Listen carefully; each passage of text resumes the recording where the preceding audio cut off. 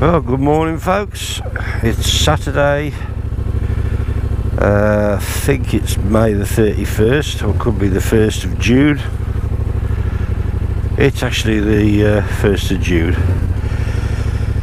So I thought after a year of having this bike I'd take it out and have a little run round and give a bit of a review, see what people think. I haven't written anything down, so it'll be off the cuff as I think of things to say. No particular route, just going to have a little ride round.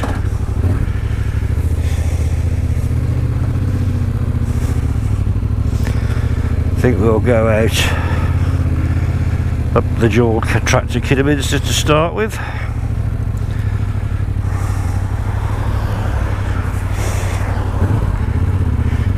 Right, where do we start? Okay.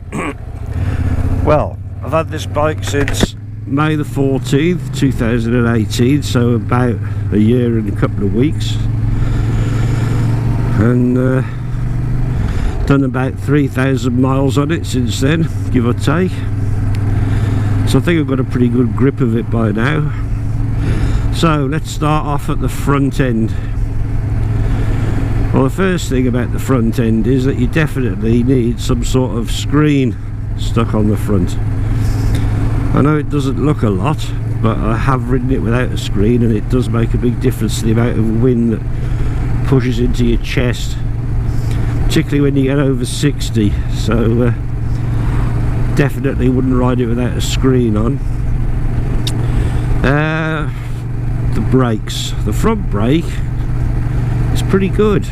In fact, it's better than pretty good. It really pulls you up, and that's a good job really, because the back brake, well, to be honest, you might as well waggle a spanner in a bowl of rice pudding as rely on that thing to stop you. It's pretty crap. You tend to do most of your braking with the front brake, but you know, they do pull you up all right.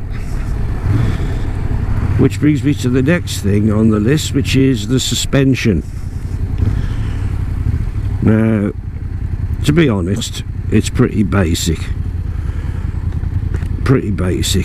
The front suspension, when I had the bike, well, before I had the bike, I fell off my previous bike and broke my right arm quite badly. And I probably shouldn't have ridden this as quickly as I did, but nevertheless I did, and I found the big problem I had, apart from potholes and that sort of thing, was every time I brake, the front forks would dive down and put pressure on my arm, and it was agony. And I read a few reviews online, and it said that one of the problems with the suspension on this bike was there was no adjustment on it, and it was pretty bouncy.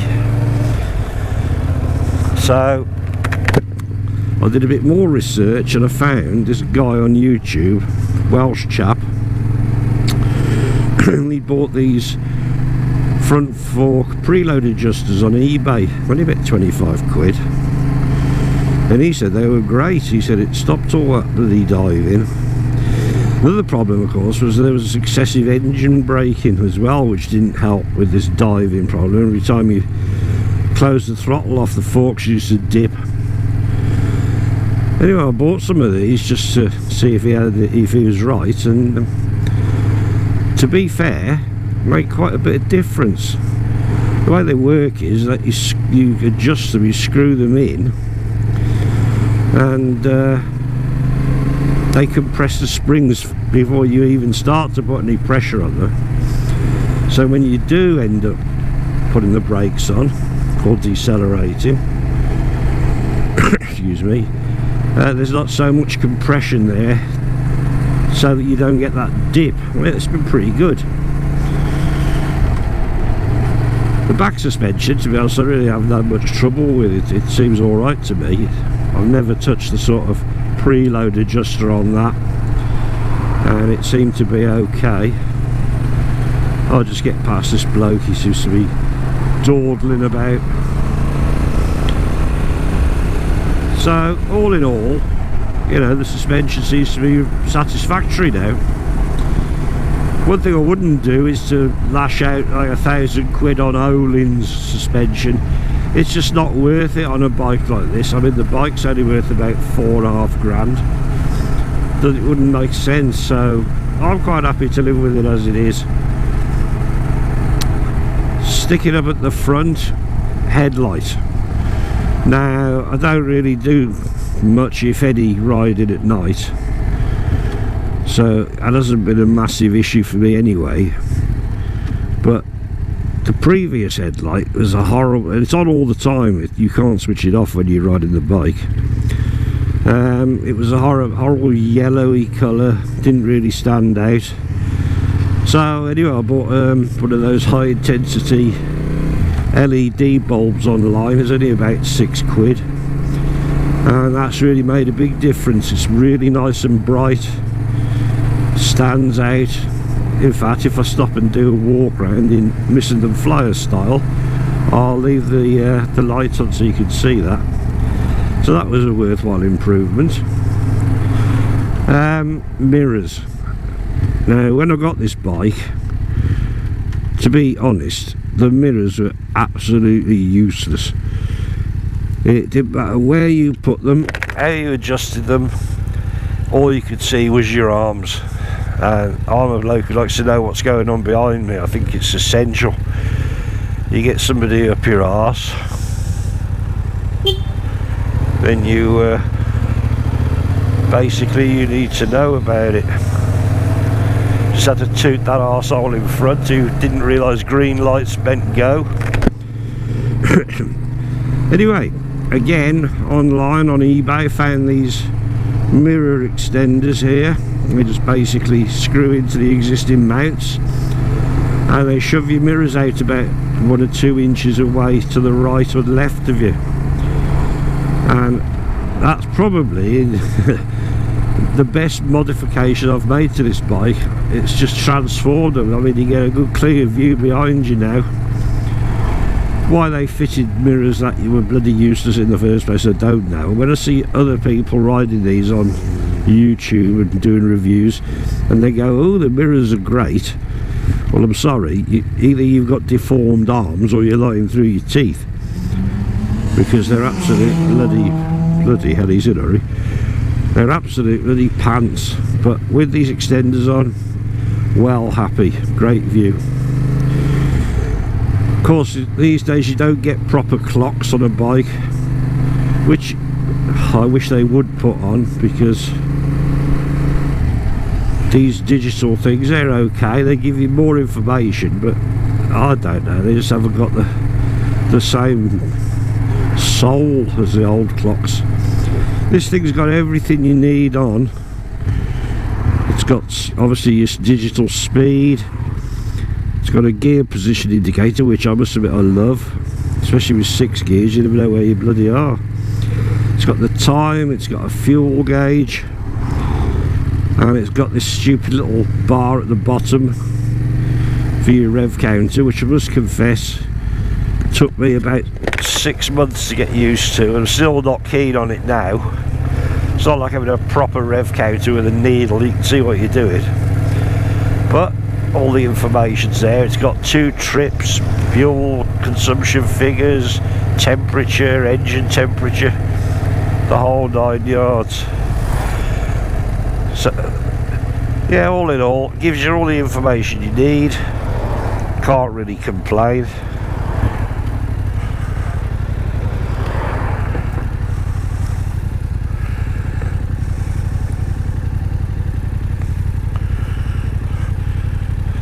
Just a word on the fuel gauge, it's pretty hit and miss, to be honest.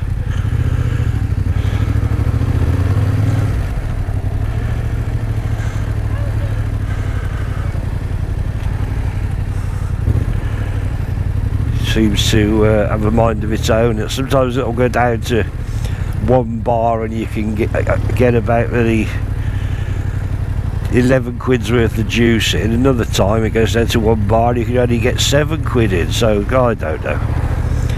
But I reckon on a run this bike is good for up to about 70 to the gallon. If you start opening it up on the motorway, sort of 70, 80, that comes down dramatically. But all in all, pretty good on juice. No complaints there. Of course, being used to filling a car up for so many years, it seems insignificant really, the fuel that you put in these things.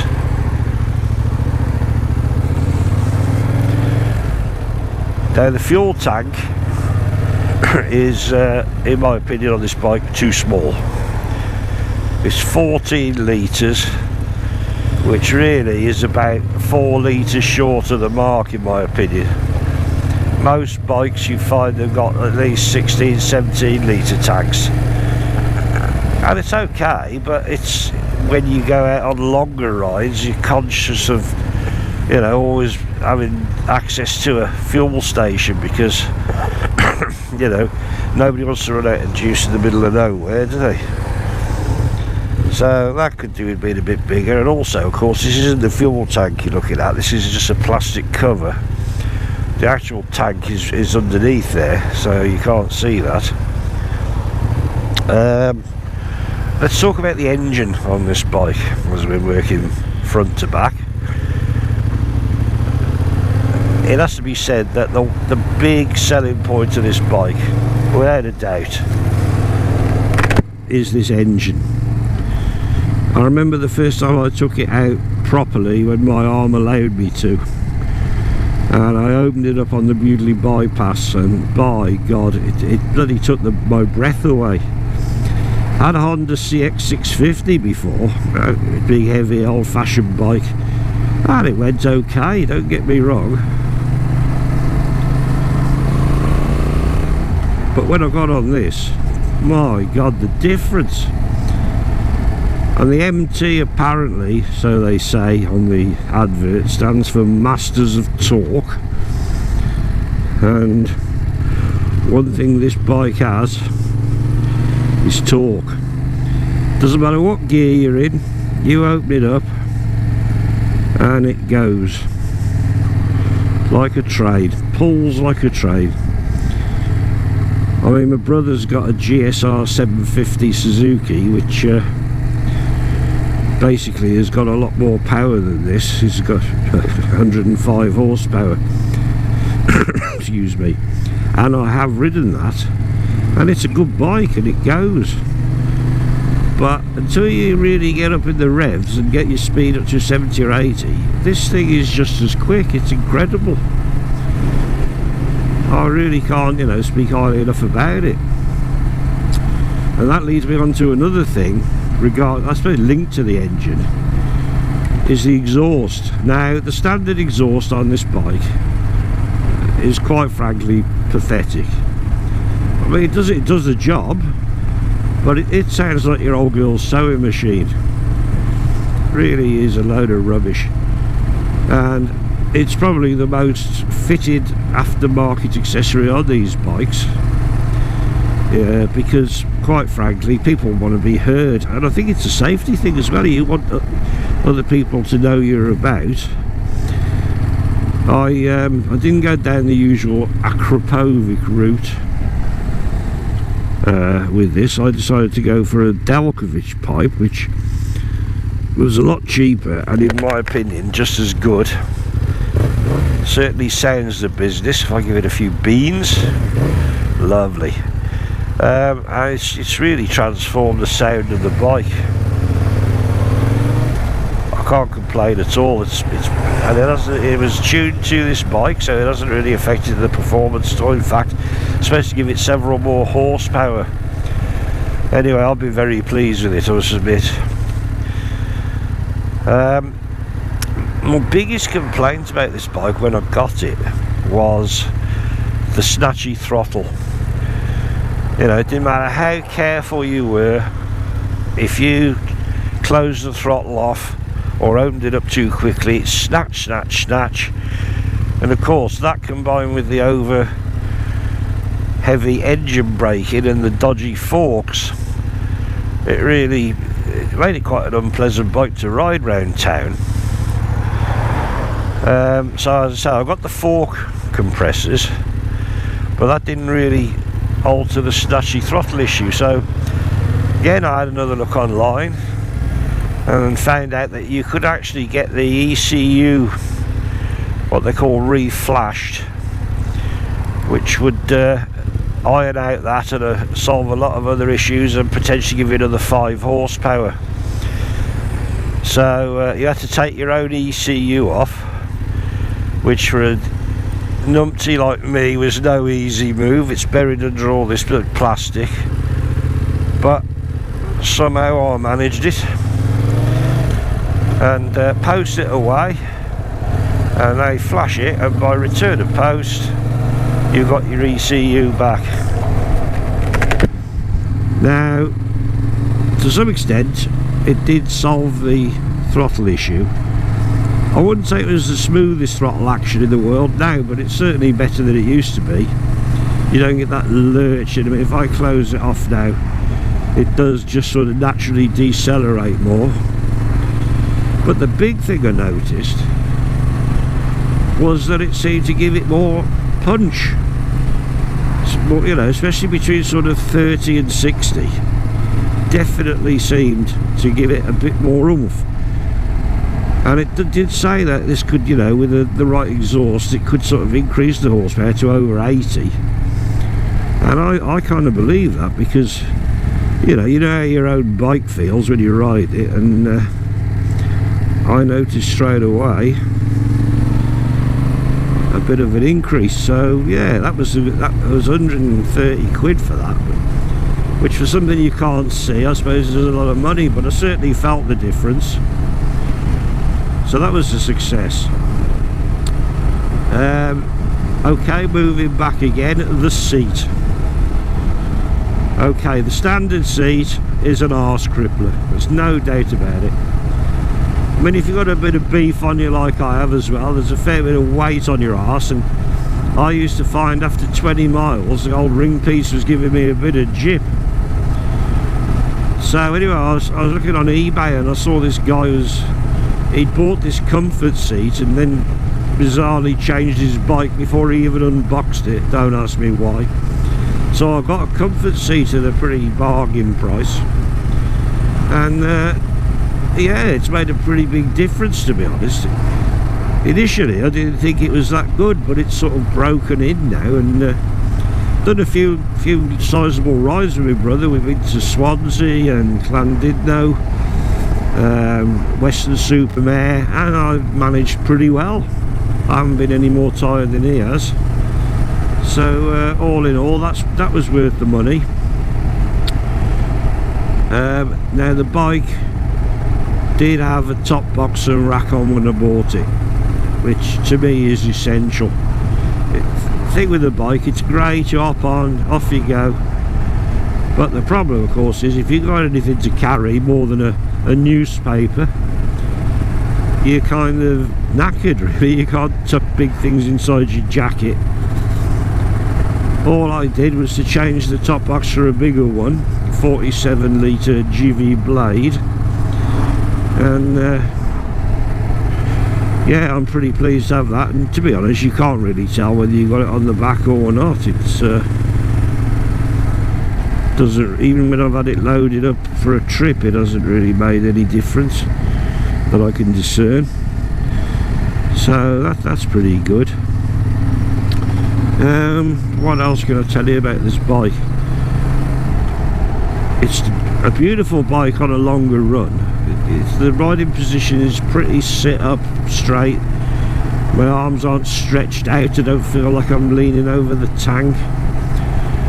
It's pretty comfy. I mean, I'd say I've done 130 miles on it, and it's been pretty good. I'm not keen on those sports bikes where you're like lying across the tank with all the weight on your arms and wrists. Just doesn't do it for me. But I do like this riding position, I must confess. I've done quite a few modifications to the bike. In fact, let's just pull in here and I'll do a little walk around.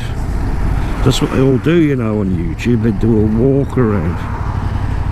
So I'm going to do one. Just pull it up to a halt here. I'll leave it running, as I said.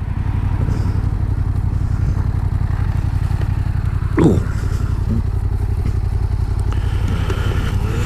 visor up. Okay, what have we got? Well, first of all, if I show you this screen at the front, is actually a unique screen that I made by cutting down a Puig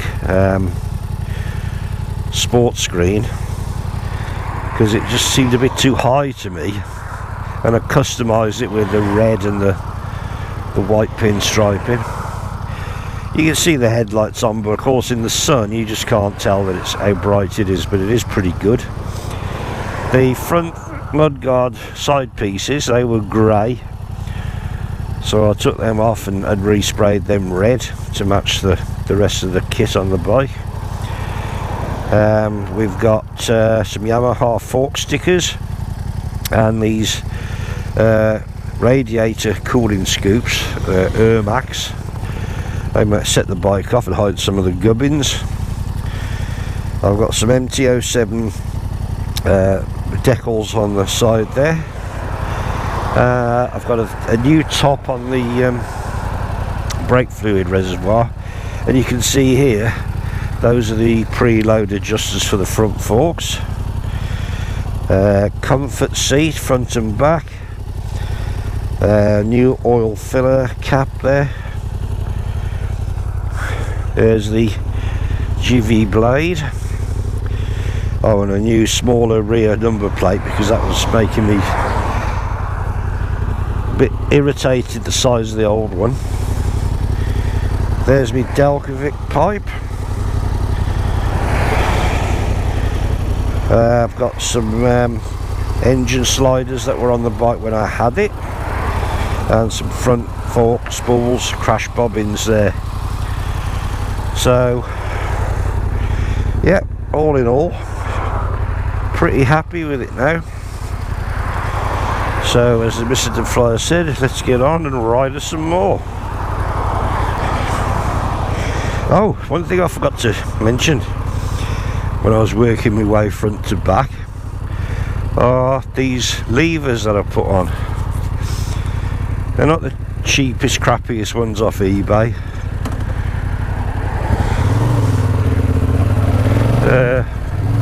But they certainly set the bike off.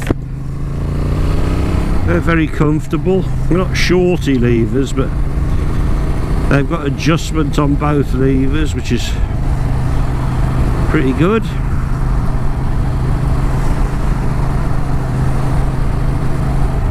So yeah, all in all, very happy with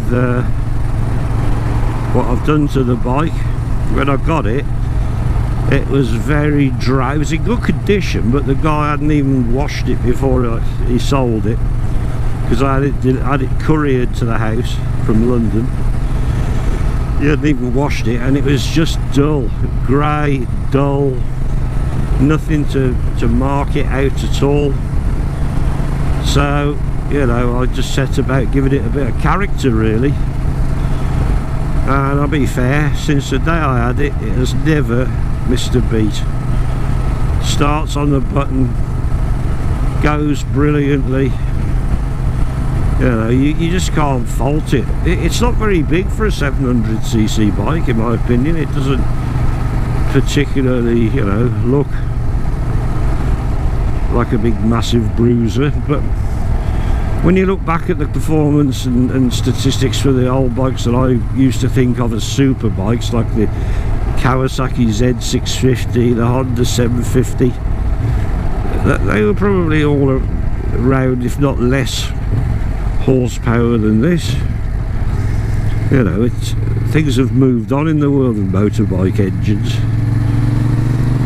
and really this now, it's right up there.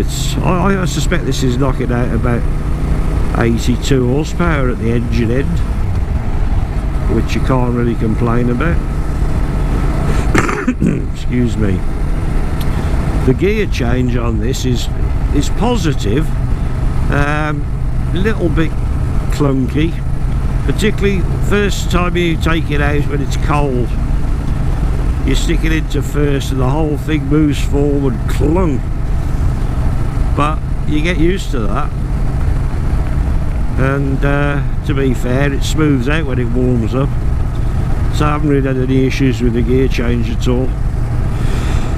Now, being a bit of a short arse bugger, I bought this one particularly, bloody hell, thought I was going to have him for breakfast. I bought this particularly because the suspension had been lowered, because I've only got very little short legs, and I can get both my feet virtually flat on the floor now, which is a must, because the reason I had a broken arm was I fell off the CX650 and smashed my elbow up trying to manoeuvre it in a car park with a slope. So I was a bit wary of it, but this thing is a lot more controllable. I feel much safer on it wherever I go, you know, and yeah, it's great.